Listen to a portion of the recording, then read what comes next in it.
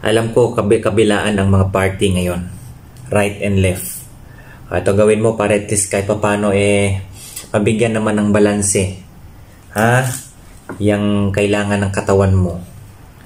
At mabigyan mo din ng suporta base sa mga kinakain mo ngayon. Alam ko, sobra-sobra ka ngayon ng kinakain. Ito lang gagawin mo, Brad. Okay? Ang kailangan mo lang, bawang.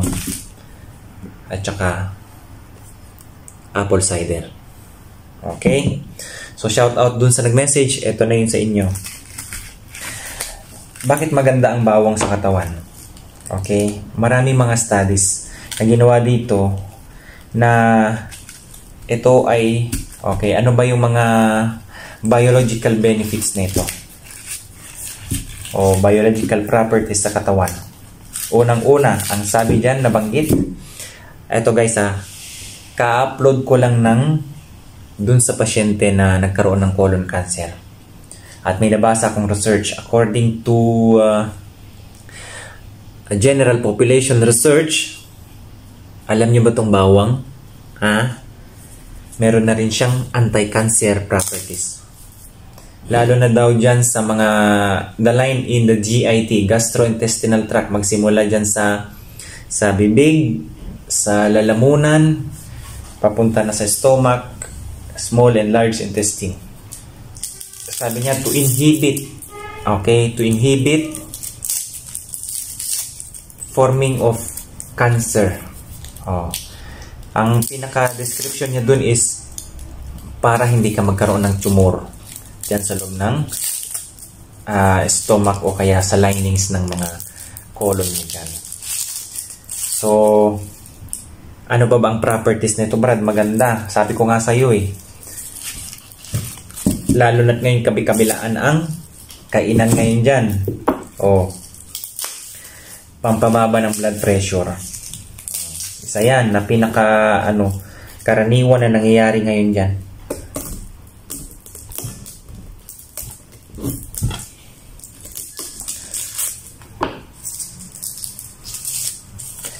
Dahil sa component nito na sulfur compound na tinatawag na allicin, malaki ang nagagawa niya sa'yo.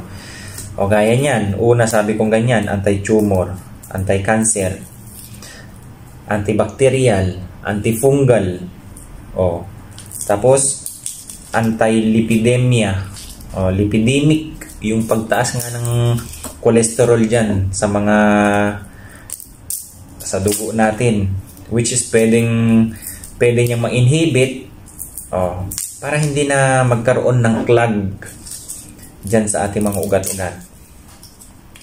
At sinabi pa doon na to prevent heart disease. Ayan yun. So gawin mo lang to, lalo na dun sa mga tao, alam ko marami ang sobrang taas ng kanilang SGPT at SGOT. Ito gagawin nyo. Bawang. Kumain ka lang nito every day, every kain mo. Mga 2 to 3 cloves. Clove. 3 piraso ng ganito. At ang kagandahan dito, kailangan kainin mong raw. Ano pang benefits? Ang bawang ay meron siyang properties na anti-coagulant. Okay? So, kung anti-lipidemic na siya, tapos anti-coagulant pa siya, malabo ka magkaroon ng bara dyan sa ugat mo, Brad. Kung ikaw ay masyadong abuso sa pagkain ng matataba dyan, na pwedeng magkaroon ng sa ugat mo, ayan. Kung ikaw naman ay malapot ang dugo, ayan, anti-coagulant. Ibig sabihin, pinapalabnaw niya yung dugo mo. Okay? Pero kung ikaw nalaman na may bleeding ka na hindi alam kung saan yung source, huwag kang kumain ng ganito baka mas lalong lumala. Itanong nyo muna sa mga doktor nyo para malaman kung saan yung source ng bleeding. Makatake kayo ng ganito, tapos magulat-gulat kayo, magkakaroon ng ng dugo dyan sa dumi nyo, ganun. Ganito lang gagawin nyo guys. Pagkatapos nyong balatan, ito lang kasi ginagamit ko dyan. So,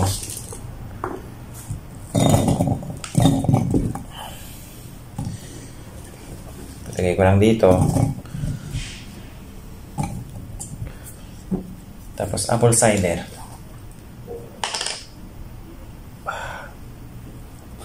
Okay?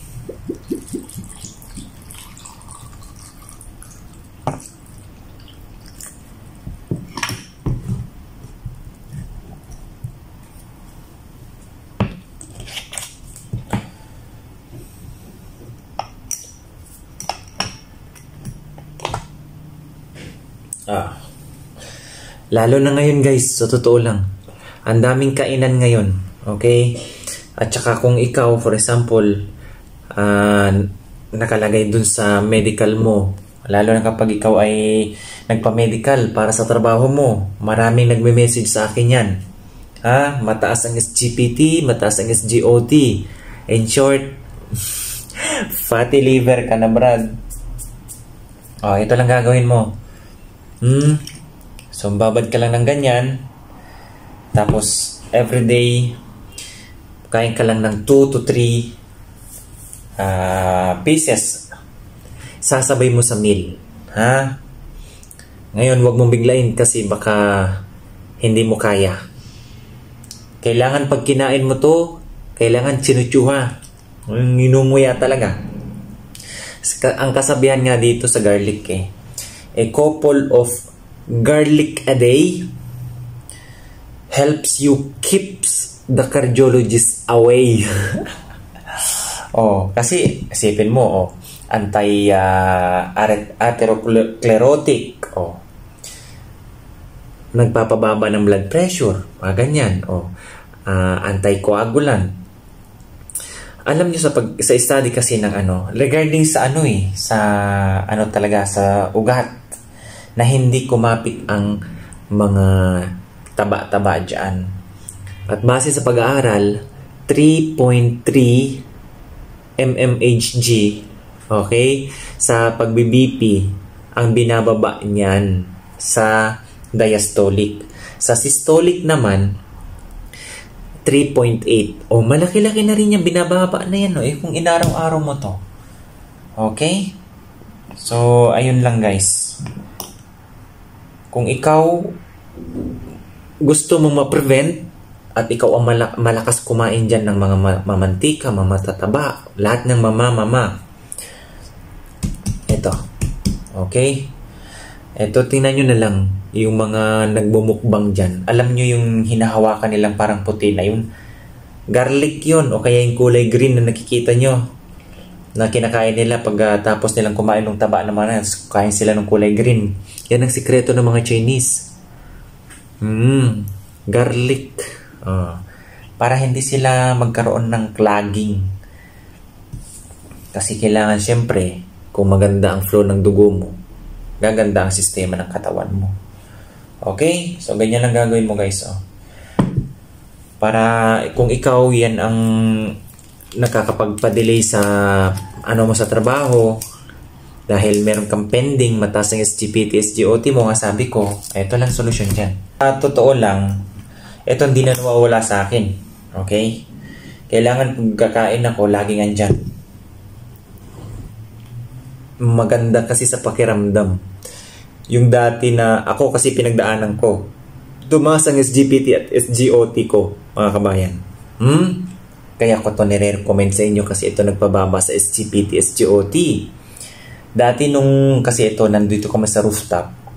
From first floor hanggang netong rooftop na to, hapong-hapo na ako. Nung nag-start na ako, nag-natural na.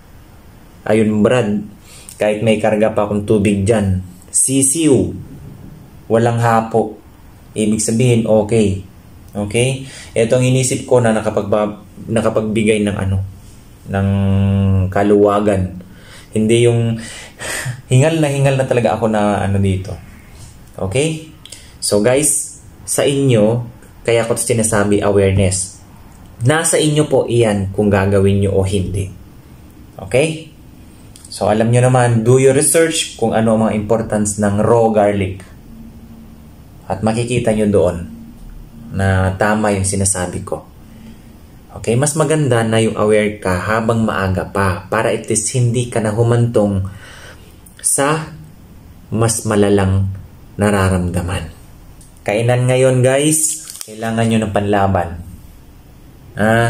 Alam ko, kung kumain ka pa naman dyan ng mga balat, isang banig ang kinakain mo dyan. Okay? So, kontrahin mo. Gumawa ka ng pangontra para at least hindi ka magkaroon ng problema balang araw. Okay guys? Thank you for watching. Bye-bye.